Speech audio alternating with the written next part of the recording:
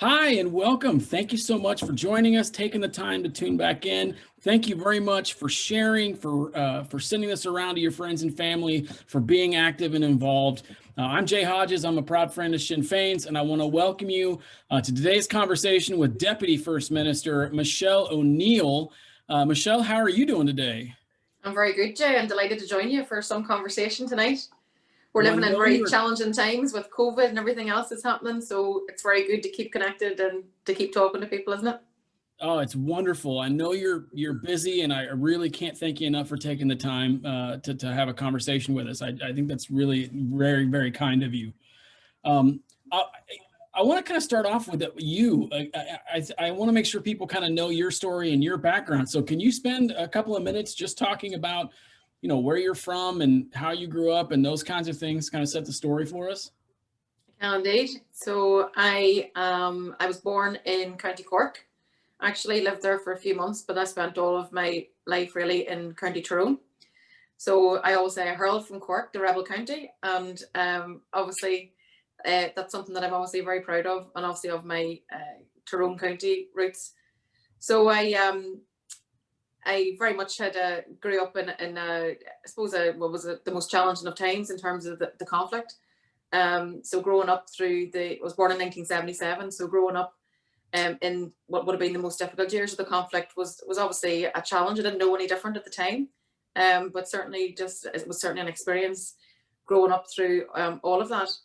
I come from, as I said, from County Tyrone, where I've spent most of my life, and I have one brother, Brian. My father, Bretton Doors, was someone who was also a very prominent Republican activist and played his role down through the years. So it was just myself, my brother, my mummy and daddy growing up in what was a very happy household. And my brother and I will be very close to this day. So very strong family roots. And I think that gave me the best start in life, which I'm very grateful for. Now, you mentioned your dad. Your father was also an elected. Now, is that what spurred you into becoming an advocate yourself, to becoming an activist, or was there like a different event that led you to becoming involved and becoming an activist? What did you say? My father he was elected. He also was a Republican activist. He was an ex-prisoner. He served time throughout the conflict in various jails. He was a very strong influence in my life. I have to say that for sure. But from the point of view that I really liked what he did for our community. So we were growing up in conflict times. We were growing up with discrimination against Catholics. We were growing up with our community being under siege. And he was very much to the fore of standing up for the community. So I think I was very taken from a very young age that his activism was making a difference, and his activism was actually helping to bring about change, and also most importantly, that his activism was helping people.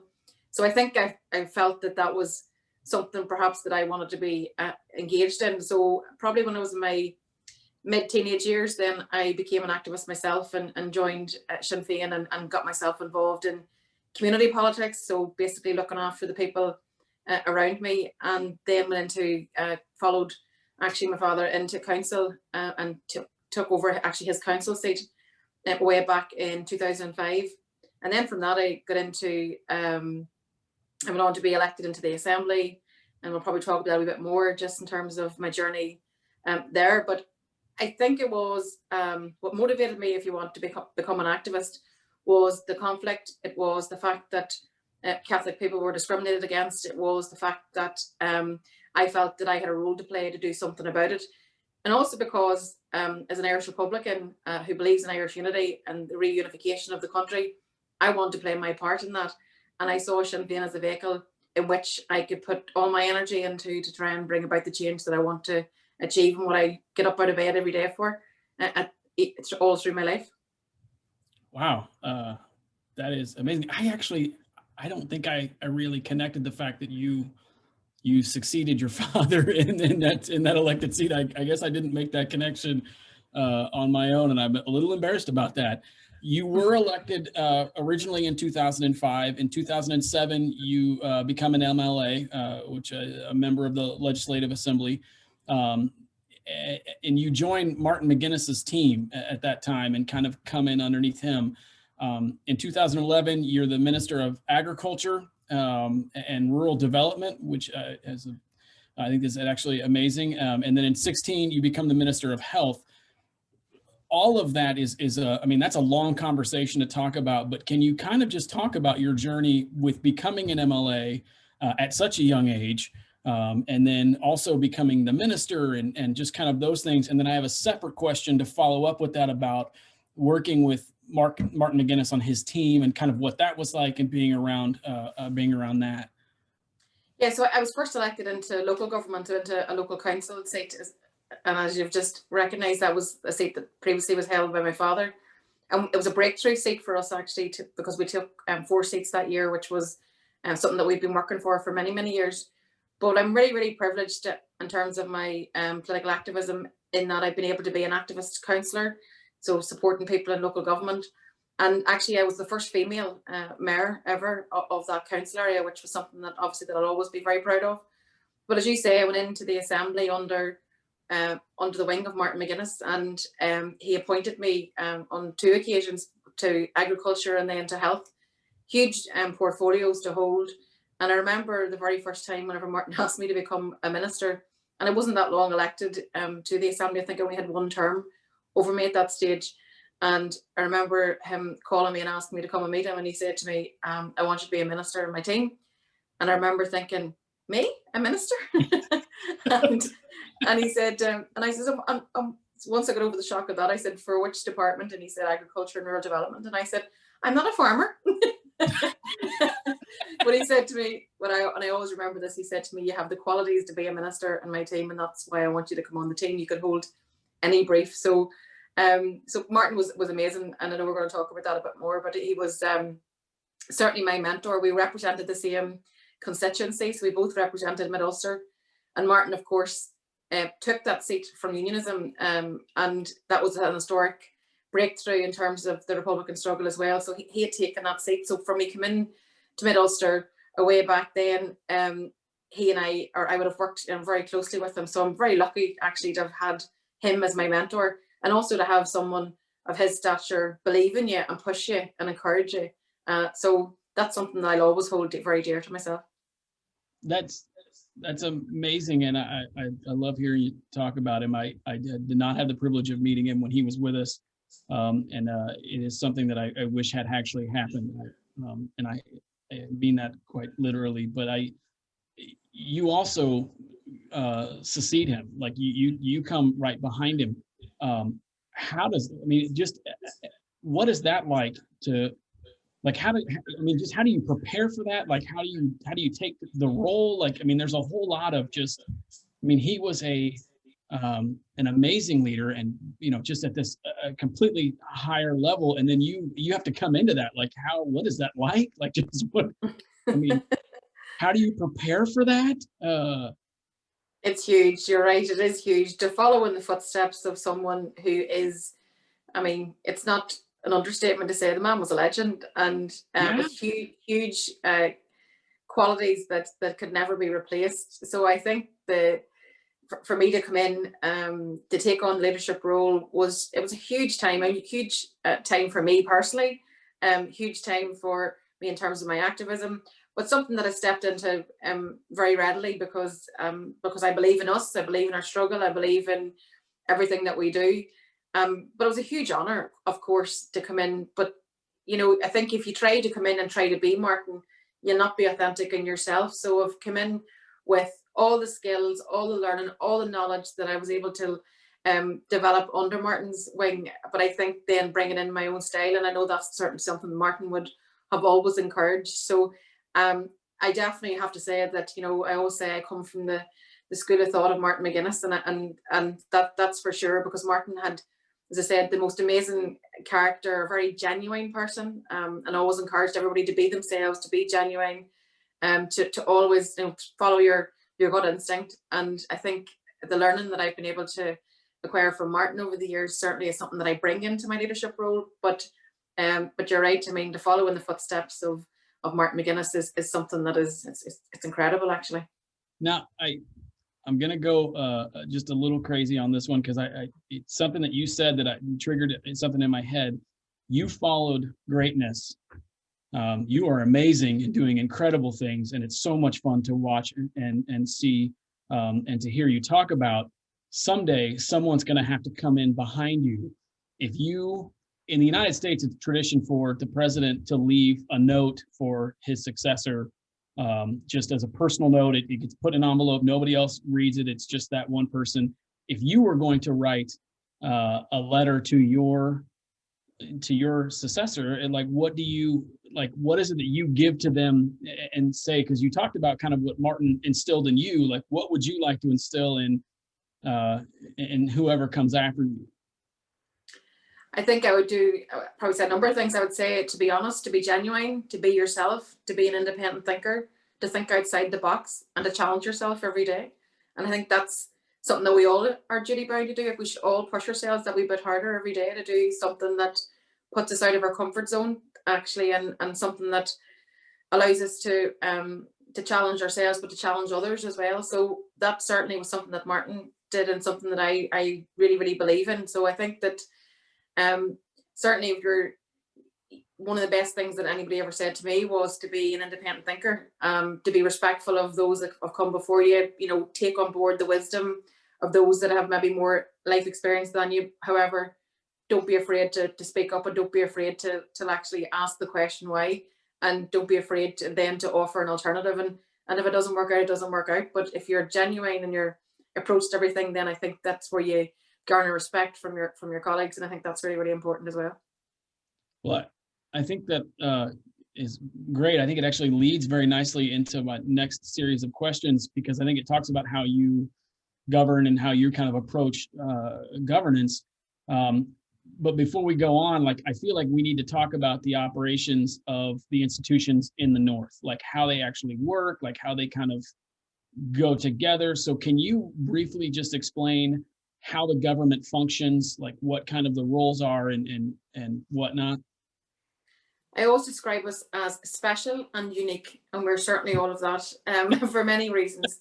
So the Good Friday Agreement set up the Northern institutions, so the Assembly and the Executive, which I lead jointly. And as a result of the Good Friday Agreement, it's at the heart of the Good Friday Agreement is power sharing. So all the political parties that represent the people of the North govern together. Now, in any system of governance, 5 political parties with 5 completely different outlooks working together would be challenging. But to be in a society like ours, where you're still a society that's emerged from conflict, still a lot of healing to happen, 5 political parties working together, as I said, it's hugely challenging, and it's a job of work every day to make it work. But I believe in power sharing, so I believe in working with the other parties as much as we possibly can. The head of the administration is myself, and then also Arlene Foster, who leads the DUP. And we're both partners in government. We're both equal joint heads of government, and we are polar opposites in our politics. So imagine that every day, trying to govern, do right by citizens, deliver public services, whenever you have 2 very different approaches to politics, and also in terms of social issues, and we're absolutely polar opposites. But we work at it every day because it's really, really important that we try to make it work. But as I say, it's very, very challenging, to say the least. I'm curious as to running a government with 5 political parties having to create a coalition. Like, that just seems so complicated, and at the same time, it seems like from a novice idea on it, it would be what you would want. Like, you would want compromise. You would want people to come together and say, we're going to do this. Is there a lot of that? Like, do you spend a lot of time building the coalitions and having the discussions and kind of shaping things? I mean, I would think you'd have to. Am I wrong in that? No, you're not wrong. You're absolutely right. So it's a mandatory situation. It has to happen. And I think it's important to remind people why it happens this way. It happens because the Northern state was built on discrimination, and political leaders of unionism in the past have discriminated against the Catholic population. So it's really, really important that together we power share, so that there are checks and balances to make sure that no community from any side is in any way discriminated against. So that's why it's really important that the government is run in this way. But you're right, in order to get things done, that always involves compromise. So it's, despite the challenges and the difficulties that this system of governance presents, it's really, really important that we work it to the best interests of the people that we serve. Now, we have legitimate political differences in terms and debate, and we will divide on given issues at different times. And our styles couldn't be more different. But there are many, many things that are good, and there are many, many things that we can work together on. And I think the COVID situation actually is a really good example, because the politics in the north was broken for 3 years. We didn't have any functioning government. We only had got the show back on the road back in January of last year. And then we had our first COVID case in February. So it's been a baptism of fire for this administration. And it's been challenging the whole way through. But I believe that we have, in the main, worked in the best interests of everybody together. And I believe everybody's motivated to be there, to work together. But as I say, I think everybody would put their hands up and say, this is a very challenging situation, but it's what the Good Friday Agreement laid out. And I believe in working the Good Friday Agreement faithfully to the letter of the law. So the power sharing was a creation of the Good Friday Agreement. But it's been 100 years since the North was separated. And things there seem to be rapidly changing. There was a poll last week that showed a substantial number of people support unification. Do you think that unification is inevitable at this point? Well, don't they say the only things that are inevitable in life are death and taxes? But I think that I would certainly say this: the question of Irish unity has never been more front and centre. Everybody is now, well, not everybody, but a vast majority of people are now engaged in the conversation around Irish unity and what that might look like, the whole situation around constitutional change. So the Good Friday Agreement says that whenever 50% plus one of the people, because it'll be for the people alone to decide the constitutional future. So that it dictates that we should have a unity referendum, and if it's won, then the country will be united. So that's that's my reason to get out of bed every day. That's what I work for every day.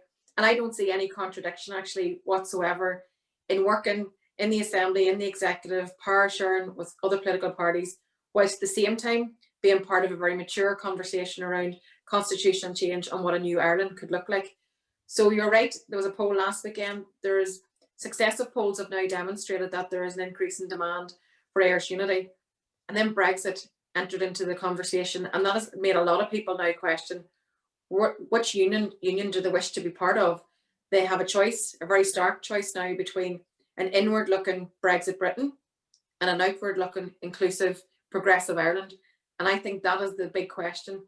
And one of the things that I think makes the debate about Irish unity even more interesting now is that the EU, Europe, have said that in the event of a successful unity referendum, the North automatically joins the rest of Ireland back within the EU.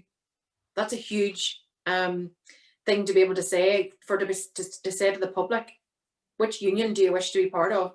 And that, I think, changes the debate somewhat as well. So it's an exciting time actually as an activist, as a Republican activist, to be part of this conversation.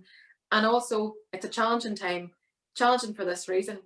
We need to convince everybody who lives here on this island that there is a better future for us all, that partition, that will be marked this year, 100 years since the country was divided.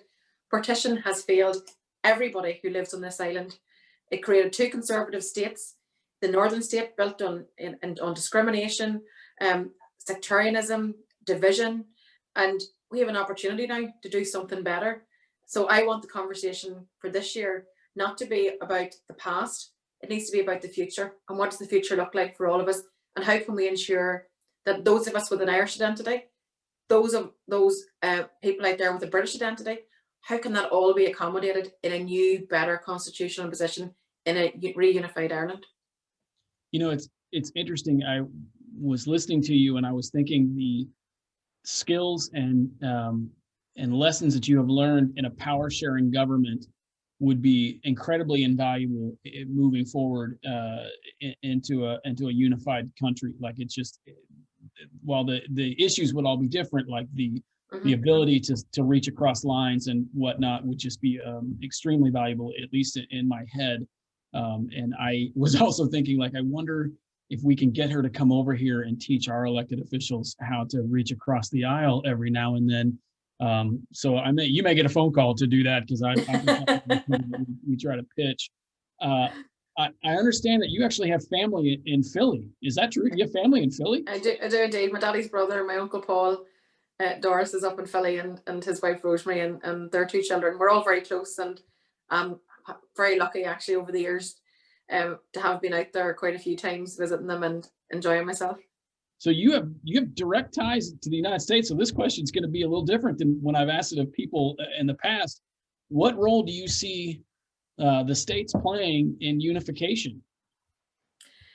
I think we're very lucky as a people in many ways, because we have so many good friends to our peace process, and so many good friends to Ireland involved in politics in the United States, and we very much look towards the political leaders, the Richie Neils, the Nancy Pelosi's, the new president Joe Biden, who has spoken about the Good Friday Agreement, and I think in all of his public contributions to date, and even through the campaign, he talked very much about his Irishness, and we very much welcome that.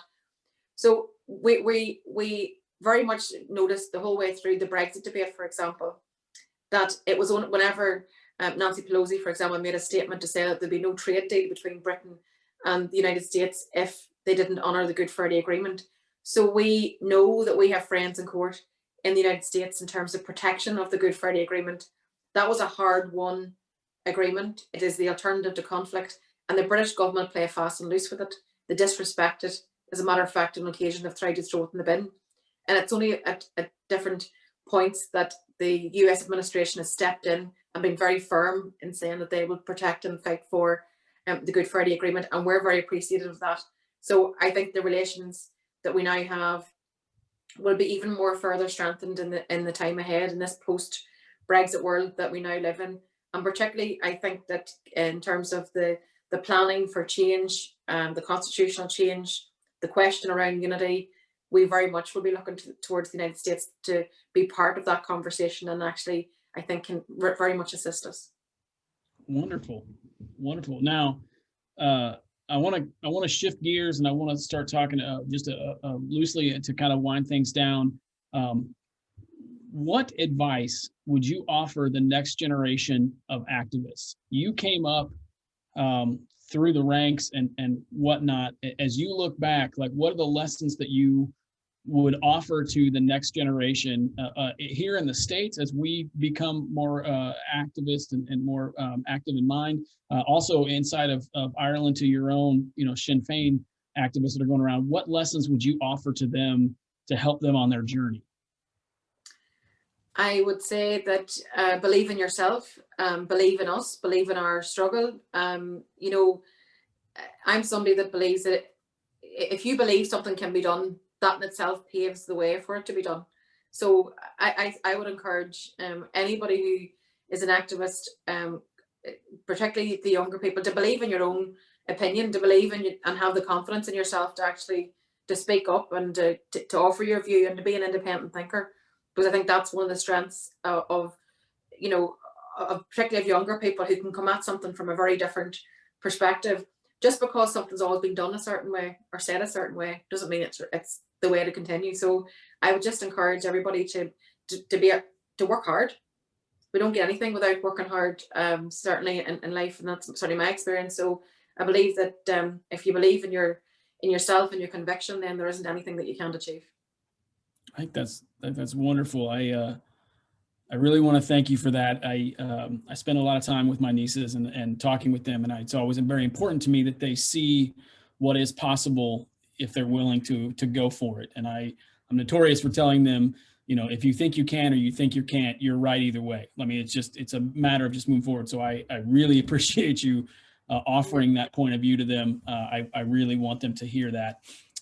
Now, I ask this of everybody.